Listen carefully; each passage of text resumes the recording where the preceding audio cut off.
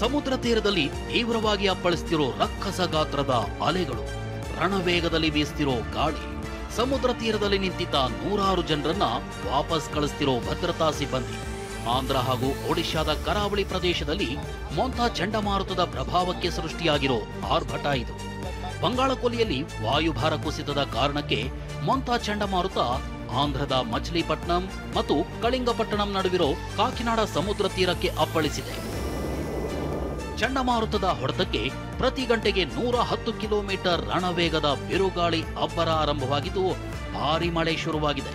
ಮೊಂತಾ ಚಂಡಮಾರುತದ ಅಬ್ಬರಕ್ಕೆ ಆಂಧ್ರ ಸೇರಿದಂತೆ ತೆಲಂಗಾಣ, ಒಡಿಶಾ, ಪಶ್ಚಿಮ ಬಂಗಾಳ, ತಮಿಳುನಾಡಿನಲ್ಲೂ ಭಾರಿ ಮಳೆ ಆರಂಭವಾಗಿದ್ದು ಹೈ ಅಲರ್ಟ್ ಘೋಷಿಸಲಾಗಿದೆ. ಭಾರತೀಯ ಹವಾಮಾನ ಇಲಾಖೆ ಮುಂದಿನ 2 ದಿನ ತೀವ್ರ ಮಳೆ ಸುರಿಯೋ ಎಚ್ಚರಿಕೆ ನೀಡಿದ್ದು ಮುಂಜಾಗ್ರತಾ ಕ್ರಮವಾಗಿ ಎನ್ಡಿಆರ್ಎಫ್, ಎಸ್ಡಿಆರ್ಎಫ್, ರಕ್ಷಣಾ ಸಿಬ್ಬಂದಿ ಸೇರಿ 25 ರಕ್ಷಣಾ ತಂಡಗಳನ್ನು ನಿಯೋಜಿಸಲಾಗಿದೆ. ಇನ್ನು ಸಮುದ್ರ ತೀರಕ್ಕೆ ಮೀನುಗಾರಿಕೆಗೂ ನಿಷೇಧ ಹೇರಲಾಗಿದ್ದು ಕರಾವಳಿ ಪ್ರದೇಶದ ಜನ ಎಚ್ಚರ ವಹಿಸುವಂತೆ ಸೂಚಿಸಲಾಗಿದೆ.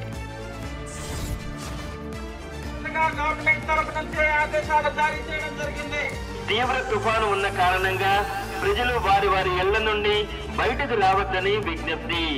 ಯಾವುದೇ ಕ್ಷಣ ಮೊಂತಾ ಚಂಡಮಾರುತ ಅಪ್ಪಳಿಸಲಿದ್ದು 110ರಿಂದ 130 ಕಿಲೋಮೀಟರ್ ವೇಗದ ಬಿರುಗಾಳಿ ಆರಂಭವಾಗಲಿದೆ ಅಂತ ಆಂಧ್ರದ ಕರಾವಳಿ ಭಾಗಗಳಲ್ಲಿ ಎಚ್ಚರಿಕೆ ನೀಡಲಾಗಿದೆ.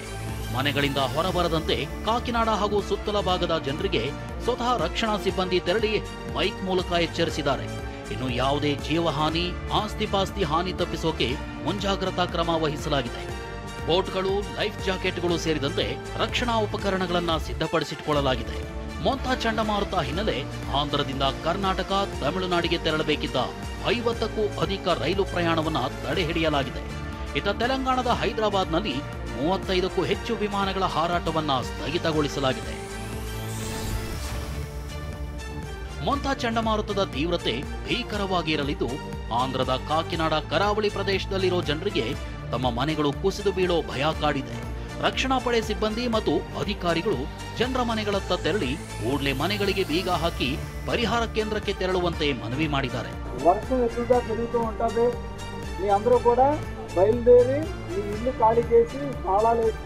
ಇನ್ನು ಅಲೆಗಳ ಆರ್ಭಟಕ್ಕೆ ಕಡಲ್ಕೊರೆತ ಕೂಡ ಆಗ್ತಿದ್ದು ಸಮುದ್ರ ತೀರದ ಮನೆಗಳು ಕುಸಿಯೋ ಆತಂಕ ಜನರ ನಿದ್ದೆಗೆಡಿಸಿದೆ. ಕೆಲವರು ಮನೆ ಬಿಟ್ಟು ಬೇರೆಡೆಗೆ ಬರಲು ನಿರಾಕರಿಸಿದ್ದಾರೆ. ಇನ್ನು ಯಾವುದೇ ಜೀವಹಾನಿಯಾಗದಂತೆ 1000ಕ್ಕೂ ಹೆಚ್ಚು ಜನರನ್ನ ಪರಿಹಾರ ಕೇಂದ್ರಗಳಿಗೆ ಶಿಫ್ಟ್ ಮಾಡಲಾಗಿದ್ದು ಆಹಾರ ಮತ್ತು ಅಗತ್ಯ ವಸ್ತುಗಳನ್ನು ಒದಗಿಸಲಾಗಿದೆ. ಇನ್ನು ಮಳೆ ತೀವ್ರವಾಗಿರಲಿರೋ ಹಿನ್ನೆಲೆ ಶಾಲೆಗಳಿಗೆ 2 ದಿನ ರಜೆ ಘೋಷಿಸಲಾಗಿದೆ. ಇತ್ತ ವಿಶಾಖಪಟ್ಟಣಂನಲ್ಲಿ ಮಳೆಯಬ್ಬರ ಶುರುವಾಗಿದ್ದು ಪೊಲೀಸ್ ಠಾಣೆ ಬಳಿಯೇ ಗೋಡೆ ಕುಸಿದು ಅವಾಂತರ ಸೃಷ್ಟಿಯಾಗಿದೆ. ಮೊಂತಾ ಚಂಡಮಾರುತ ಆಂಧ್ರದ ಕರಾವಳಿಗೆ ಅಪ್ಪಳಿಸಿ ಅಲ್ಲಿಂದ ಒಡಿಶಾ, ಕರಾವಳಿ ಜಿಲ್ಲೆಗಳಲ್ಲಿ ಬಿರುಗಾಳಿ ಸಹಿತ ಭಾರೀ ಮಳೆಗೆ ಕಾರಣವಾಗಲಿದೆ. ಈಗಾಗಲೇ ಮೊಂತಾ ಪ್ರಭಾವ ತೀವ್ರವಾಗಿದ್ದು ಒಡಿಶಾದ ಮೊಹಾನಾ ಪ್ರದೇಶದಲ್ಲಿ ಮಳೆಯಬ್ಬರಕ್ಕೆ ಮನೆ ಕುಸಿದಿದೆ. ಮಳೆ ಮತ್ತಷ್ಟು ಹೆಚ್ಚಾಗಲಿದ್ದು ಇಡೀ ಪ್ರದೇಶದ ಜನರಲ್ಲಿ ಆತಂಕ ಹೆಚ್ಚಿಸಿದೆ. ಇತ್ತ ಒಡಿಶಾದ ಗಂಜಾಂ ಕರಾವಳಿಯಲ್ಲಿ ಅಪಾಯ ಸಂಭವಿಸದಂತೆ ತಡೆಯೋಕೆ ಸಮುದ್ರಕ್ಕೆ ಯಾವುದೇ ಮೀನುಗಾರರು ಇಳಿಯದಂತೆ ವಾಪಸ್ ಕರೆಸಲಾಗಿದೆ. ಇನ್ನು ಬೀಚ್ನಲ್ಲಿದ್ದ 100 ಪ್ರವಾಸಿಗರನ್ನ ಪೊಲೀಸರು ಮತ್ತು ಭದ್ರತಾ ಸಿಬ್ಬಂದಿ ಹೊರಕಳಿಸಿದ್ದಾರೆ. ಯಾವುದೇ ಜೀವಹಾನಿಯಾಗದಂತೆ ಎಲ್ಲಾ ಕ್ರಮ ಕೈಗೊಳ್ಳಲಾಗ್ತಿದೆ. ಭೂಕುಸಿತ, ಪ್ರವಾಹ ಉಂಟಾಗಬಲ್ಲ ಪ್ರದೇಶಗಳಿಂದ 5400ಕ್ಕೂ ಹೆಚ್ಚು ಜನರನ್ನ ಪರಿಹಾರ ಕೇಂದ್ರಗಳಿಗೆ ಸ್ಥಳಾಂತರಿಸಲಾಗಿದೆ. ಮೊಂತಾ ಚಂಡಮಾರುತದ ಹೊಡೆತ ಕರ್ನಾಟಕಕ್ಕೂ ಬಿದ್ದಿದೆ. ಇದರ ಎಫೆಕ್ಟ್ನಿಂದಾಗಿ ರೈಲು ಸಂಚಾರದಲ್ಲಿ ವಿಳಂಬ ಕಂಡು ಬಂದಿದೆ. ಬೆಂಗಳೂರಿನಿಂದ ಹೊರಡಬೇಕಿದ್ದ ರೈಲುಗಳ ಸಂಚಾರದಲ್ಲೂ 12 ಗಂಟೆ ವಿಳಂಬವಾಗಿವೆ. ಕಾಕಿನಾಡದಿಂದ ಬರಬೇಕಾಗಿದ್ದ ಕಾಕಿನಾಡ ಎಸ್ಎಂವಿಟಿ ಬೆಂಗಳೂರು ಎಕ್ಸ್ಪ್ರೆಸ್ ರೈಲು ರದ್ದಾಗಿದೆ. ಬೆಂಗಳೂರು ನಾಗರಕೋಯಿಲ್ ರೈಲು ಸಂಚಾರ ಕೂಡ ಬಂದ್ ಮಾಡಲಾಗಿದೆ. ಇನ್ನು ಕೆಲ ರೈಲುಗಳ ವೇಳಾಪಟ್ಟಿಯನ್ನ ಬದಲು ಮಾಡಿ ರೈಲ್ವೆ ಇಲಾಖೆ ಪ್ರಕಟಣೆಯನ್ನ ಹೊರಡಿಸಿದೆ. ಇದರಿಂದ SMVT Bengaluru Howrah junction express ರೈಲು ಸಂಚಾರ ಕೂಡ ವ್ಯತ್ಯಯವಾಗಿದೆ. ಕರ್ನಾಟಕದ ಕರಾವಳಿ ಭಾಗದಲ್ಲಿ ಮೊಂತಾ ಚಂಡಮಾರುತದ ಎಫೆಕ್ಟ್ ತಟ್ಟಿದೆ. ಅರಬ್ಬಿ ಸಮುದ್ರದಲ್ಲಿ ಬಿರುಗಾಳಿ ಆರಂಭವಾಗಿದ್ದು ಮೀನುಗಾರಿಕೆ ನಡೆಸದಂತೆ ಎಚ್ಚರ ವಹಿಸಲಾಗಿದೆ. ದಕ್ಷಿಣ ಕನ್ನಡ ಜಿಲ್ಲೆಯಲ್ಲಿ ಮಳೆ ಧಾರಾಕಾರವಾಗಿದ್ದು ತಣ್ಣೀರು ಬಾವಿ ಕಡಲ ತೀರಕ್ಕೆ ಬೃಹತ್ ಗಾತ್ರದ ಅಲೆಗಳು ಅಪ್ಪಳಿಸುತ್ತಿವೆ. ಇತ್ತ ಉತ್ತರ ಕನ್ನಡದ ಕಾರವಾರದಲ್ಲೂ ಮಳೆ ತೀವ್ರವಾಗುತ್ತಿದ್ದು ಕರಾವಳಿಯ ಜಲಸಾಹಸ ಕ್ರೀಡೆಗಳಿಗೆ ಬ್ರೇಕ್ ಹಾಕಲಾಗಿದೆ. ಜಲಕ್ರೀಡೆ ವೀಕ್ಷಣೆಗೆ ದೂರಗಳಿಂದ ಬಂದಿದ್ದ ಪ್ರವಾಸಿಗರು ನಿರಾಶೆಯಿಂದ ಮರಳಿದ್ದಾರೆ. ಮತ್ತೊಂದೆಡೆ ಬಿರುಗಾಳಿ ಸಹಿತ ಭಾರೀ ಮಳೆಗೆ ಮನೆಯ ಗೋಡೆ ಕುಸಿದು ಬಿದ್ದಿದೆ.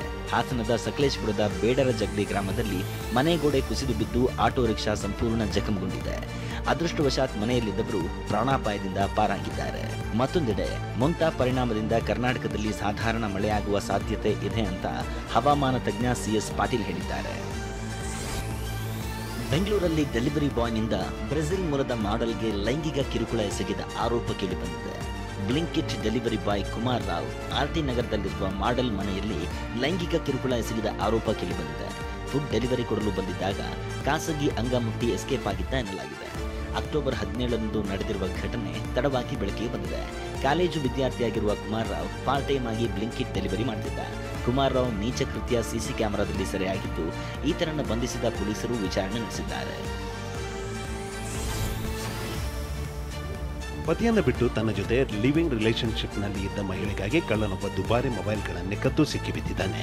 ಬೆಂಗಳೂರಿನ ವರ್ತೂರು ಪೊಲೀಸರು ಮೊಬೈಲ್ ಕಳ್ಳ ದಿವಾಸ್ ಕಮೆ, ಆತನ ಪ್ರಿಯತಮೆ ಅಸ್ಮಿತಾ ಹಾಗೂ ಸ್ನೇಹಿತ ಅರೋಹನ್ ತಾಪನನ್ನು ಬಂಧಿಸಿದ್ದಾರೆ. ಸ್ವಿಗ್ಗಿ ಡೆಲಿವರಿ ಬಾಯ್ ಆಗಿದ್ದ ದಿವಾಸ್ ಆರೋಹನ್ ತಾಪ ಕಳೆದ ವಾರ ಒಂದೇ ರಾತ್ರಿ 2 ಕ್ರೋಮೋ ಶೋರೂಮ್ಗಳ ಶಟರ್ ಮುರಿದು ಕಳ್ಳತನ ಮಾಡಿದ್ರು. ಡೋರ್ ಒಡೆದು ಒಳಗೆ ಹೋಗಿದ್ದ ಕಳ್ಳರು ಐಫೋನ್ 17 ಸೀರೀಸ್ನ ಮೊಬೈಲ್ಗಳು ಸೇರಿದಂತೆ ದುಬಾರಿ ಮೊಬೈಲ್ಗಳನ್ನು ಕದ್ದು ಎಮರ್ಜೆನ್ಸಿ ಎಕ್ಸಿಟ್ ಮೂಲಕ ಎಸ್ಕೇಪ್ ಆಗಿದ್ರು. ದಿವಾಸ್ ಕದ್ದು ತಂದ ಮೊಬೈಲ್ಗಳನ್ನು ಅಸ್ಮಿತಾ ಮಾರಾಟ ಮಾಡುತ್ತಿದ್ದಳು. ಇನ್ನು ಕದ್ದ ಮೊಬೈಲ್ ದುಡ್ಡಿನಲ್ಲೇ ದಿವಾಸ್ ಅಸ್ಮಿತಾಳಿಗೆ 8 ಗ್ರಾಂ ಚಿನ್ನ ಕೊಡಿಸಿದ್ದ. ಸದ್ಯ 3 ಆರೋಪಿಗಳನ್ನು ಪೊಲೀಸರು ಬಂಧಿಸಿದ್ದಾರೆ. ಈ ವೇಳೆ 40 ಲಕ್ಷ ರೂಪಾಯಿ ಮೌಲ್ಯದ 39 ಮೊಬೈಲ್, ಡಿಜಿಟಲ್ ವಾಚ್ ಹಾಗೂ ಕ್ಯಾಮೆರಾ ವಶಕ್ಕೆ ಪಡೆಯಲಾಗಿದೆ. ಬಂಧಿತ ದಿವಾಸ್ ಸಿಕ್ಕಿಂನಲ್ಲಿ ಡ್ರಗ್ಸ್ ಕೇಸ್ನಲ್ಲಿ ಭಾಗಿಯಾಗಿದ್ದ ಅಂತ ಬೆಂಗಳೂರು ವೈಟ್ಫೀಲ್ಡ್ ವಿಭಾಗದ ಡಿಸಿಪಿ ಪರಶುರಾಮ್ ಹೇಳಿದ್ದಾರೆ. ಬೆಂಗಳೂರಿನ ಟನಲ್ ರಸ್ತೆ ನಿರ್ಮಾಣಕ್ಕೆ ವಿರೋಧ ವ್ಯಕ್ತಪಡಿಸಿದ್ದ ಸಂಸದ ತೇಜಸ್ವಿ ಸೂರ್ಯ ಡಿಸಿಎಂ ಡಿಕೆ ಶಿವಕುಮಾರ್ ಭೇಟಿಯಾಗಿ ಚರ್ಚೆ ನಡೆಸಿದ್ದಾರೆ. ಚರ್ಚೆಯ ಬಳಿಕ ಮಾತನಾಡಿದ ಡಿಸಿಎಂ ಡಿಕೆ ಶಿವಕುಮಾರ್, ಟನಲ್ ರಸ್ತೆ ಬದಲಿಗೆ ಮೆಟ್ರೋ ಬರಬೇಕು ಅಂತ ತೇಜಸ್ವಿ ಹೇಳಿದ್ದಾರೆ. ಮೆಟ್ರೋ ಕಾಮಗಾರಿ ಮಾಡುತ್ತಿದ್ದೇವೆ, ಆದರೆ ಕೇಂದ್ರದವರು ಹಣ ಕೊಡಬೇಕು ಅಲ್ವೇ ಅಂತ ಪ್ರಶ್ನಿಸಿದ್ದಾರೆ. ಸಜೆಷನ್ ಎಷ್ಟು ಬೇಕಾದ್ರೂ ಕೊಡ್ತಾರೆ, ನೀನು ಕೊಡ್ತೇವೆ ಬೆಳಗ್ಗೆ ಸಜೆಷನ್ ಕೊಟ್ಟ ನಾಳೆ ಸಜೆಷನ್ ಎಷ್ಟು ಬೇಕಾದ್ರೂ ಕೊಡ್ತಾರೆ. ದುಡ್ಡು ಬರ್ಬೇಕಲ್ಲಪ್ಪ, ದುಡ್ಡು ಇಲ್ಲದೆ ಏನ್ ಮಾಡಕ್ಕಾಗ್ತದೆ? ಯಾವ ಬಿಲ್ಡಿಂಗ್ ಹೊಡಿಬೇಡ ಅಂತ ಹೇಳ್ತೀರಾ, ಟನಲ್ ಬೇಡ ಅಂತ ಹೇಳ್ತೀರಿ. ಏನ್ ನಾವು ಇದರ ಮೇಲ್ಗಡೆ ಕೊಡೋಕಾಗ್ತದ? ಎಲ್ಲ ಪ್ರತಿ ಕಡೆಗೂ ನಾವು ಮೆಟ್ರೋ ಮಾಡಕ್ಕಾಗ್ತದ? ಆರ್ಎಸ್ಎಸ್ ಪಥಸಂಚಲನ ನಿರ್ಬಂಧಿಸಲು ಮುಂದಾಗಿದ್ದ ಸರ್ಕಾರಕ್ಕೆ ಹಿನ್ನಡೆಯಾಗಿದೆ. ಅನುಮತಿ ಇಲ್ಲದೆ 10 ಜನಕ್ಕಿಂತ ಹೆಚ್ಚು ಜನ ಸೇರಿದ್ರೆ ಅಕ್ರಮ ಕೂಟವೆಂದು ಪರಿಗಣಿಸುವ ಸರ್ಕಾರದ ಆದೇಶಕ್ಕೆ ಧಾರವಾಡ ಹೈಕೋರ್ಟ್ ಮಧ್ಯಂತರ ತಡೆ ನೀಡಿದೆ. ಸರ್ಕಾರದ ಆದೇಶ ಪ್ರಶ್ನಿಸಿ ಹುಬ್ಬಳ್ಳಿಯ ಪುನಶ್ಚೇತನ ಸೇವಾ ಸಂಸ್ಥೆ ರಿಟ್ ಅರ್ಜಿ ಸಲ್ಲಿಸಿತ್ತು. ಈ ಅರ್ಜಿ ವಿಚಾರಣೆ ವೇಳೆ ಅರ್ಜಿದಾರರ ಪರ ವಕೀಲ ಅಶೋಕ್ ಹಾರನಹಳ್ಳಿ ಈ ಆದೇಶದಂತೆ ಪಾರ್ಕಿನಲ್ಲಿ ನಗೆಕೂಟ ಮಾಡಿದ್ರೂ ಅಕ್ರಮ ಕೂಟವಾಗಿತ್ತು. ಸರ್ಕಾರ ಸಂವಿಧಾನದತ್ತವಾದ ಮೂಲಭೂತ ಹಕ್ಕಿಗೆ ನಿರ್ಬಂಧ ವಿಧಿಸಿದೆ ಅಂತ ವಾದಿಸಿದ್ರು.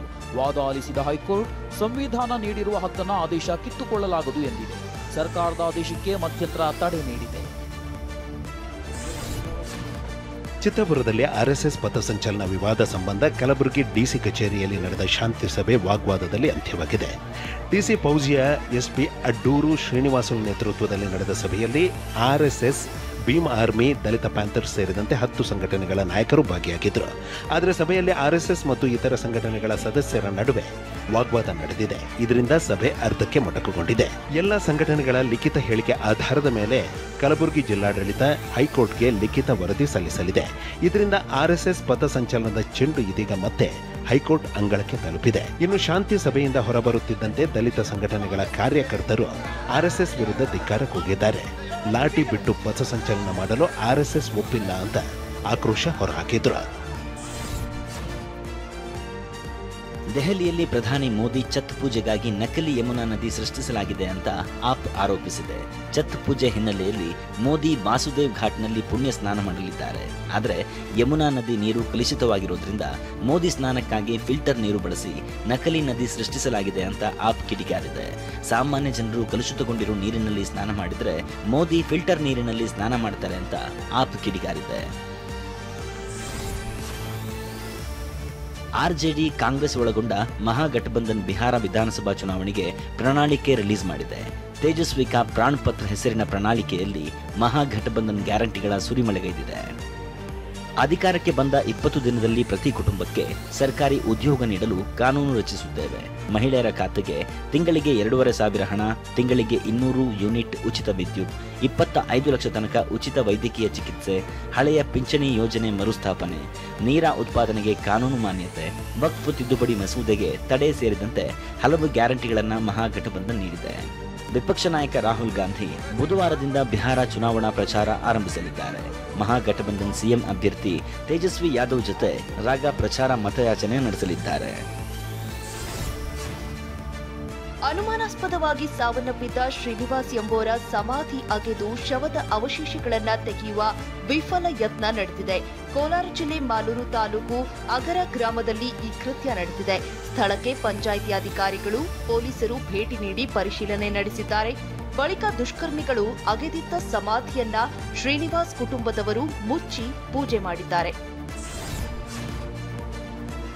ಬೆಂಗಳೂರಿನ ಮಾದನಾಯಕನಹಳ್ಳಿಯಲ್ಲಿ ಪಶ್ಚಿಮ ಬಂಗಾಳ ಮೂಲದ ಮಹಿಳೆ ಮೇಲೆ ನಡೆದಿದ್ದ ಗ್ಯಾಂಗ್ ರೇಪ್ ಪ್ರಕರಣದ A1 ಆರೋಪಿ ಮಿಥುನ್ನನ್ನ ಬಂಧಿಸಲಾಗಿದೆ.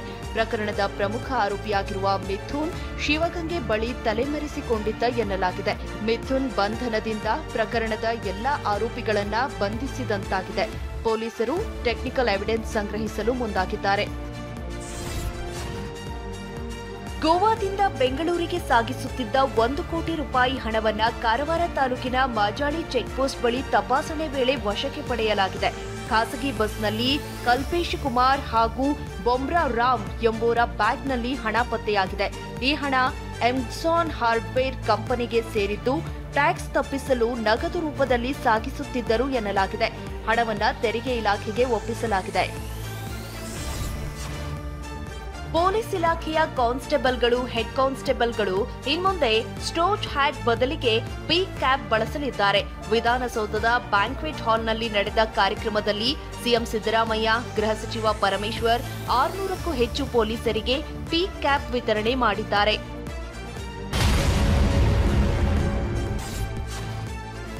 ಸೂಪರ್ ಸ್ಟಾರ್ ರಜನಿಕಾಂತ್ ಹಾಗೂ ನಟ ಧನುಷ್ ನಿವಾಸಕ್ಕೆ ಬಾಂಬ್ ಬೆದರಿಕೆ ಬಂದಿದೆ. ತಮಿಳುನಾಡು ಡಿಜಿಪಿ ಕಚೇರಿಗೆ ಇಮೇಲ್ ಮೂಲಕ ಬಾಂಬ್ ಬೆದರಿಕೆ ಸಂದೇಶ ಕಳುಹಿಸಲಾಗಿದೆ. ಈ ಹಿನ್ನೆಲೆ ಪೊಲೀಸರು ರಜನಿ ಹಾಗೂ ಧನುಷ್ ಮನೆಯಲ್ಲಿ ಶೋಧ ನಡೆಸಿದ್ದಾರೆ. ಕೊನೆಗೆ ಬಾಂಬ್ ಬೆದರಿಕೆ ಸಂದೇಶ ಹುಸಿ ಸಂದೇಶ ಅನ್ನೋದು ಗೊತ್ತಾಗಿದೆ. ಈ ಹಿಂದೆ ನಟಿ ತ್ರಿಷಾ ಕೃಷ್ಣನ್, ನಟ ವಿಜಯ್ ಹಾಗೂ ಸಂಗೀತ ನಿರ್ದೇಶಕ ಇಳಿಯರಾಜ ನಿವಾಸಗಳಿಗೂ ಹುಸಿ ಬಾಂಬ್ ಬೆದರಿಕೆ ಸಂದೇಶ ಬಂದಿತ್ತು.